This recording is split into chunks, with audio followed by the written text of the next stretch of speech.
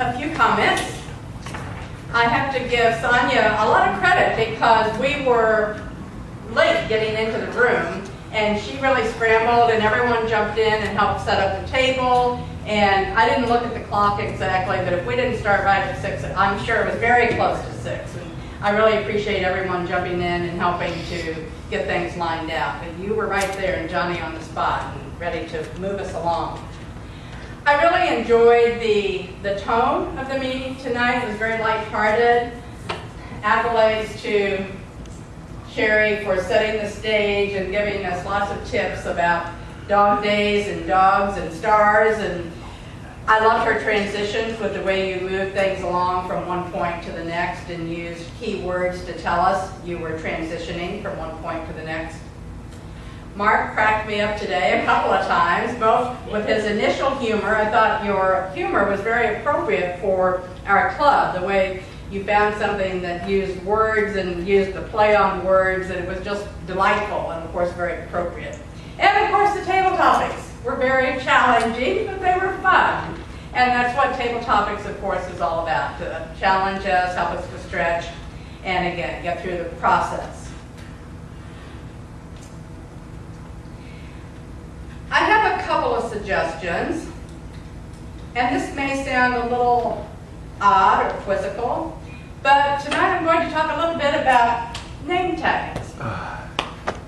Most of us have them on, so I won't mention any of those who don't have them on.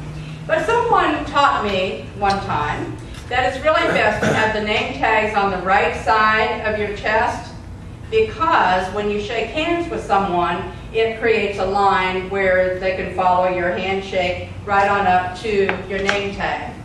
Also, and I know it's easier to put it on the left for those of us who are right-handed, but I would suggest that you start getting in the habit of putting it on the right. Also, you might want to consider putting it up high rather than down, and make sure it's straight so that it doesn't get all cattywampus and look really weird. Because when people are looking at you, if you have like a picture that's crooked, if it's like this, you'll want to do that or go straight in the name tag. So just take 5 extra seconds to make sure your name tag is on right, and just try wearing it on the right side instead. One of the things that the evaluation manual from Toastmasters suggests is that the general evaluator evaluate the evaluators. Well, I think that's a little redundant, really, and I prefer to do an overall evaluation of the evaluators, which did they discuss the objectives and the goals of the speeches? Did they overall do a nice job? And I thought they all did tonight.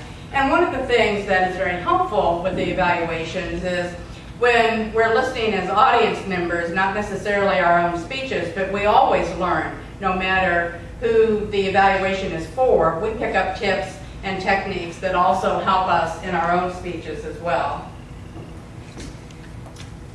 Another thing that I think relative to the evaluations is very helpful is to always make sure you turn in your information so that it can be listed on the agenda. But even though the table topic, or the Toastmaster goes over them when they introduce the speaker, it's also helpful to have them in printed form too, just to kind of jog your memory as a listener of what the goals and objectives are.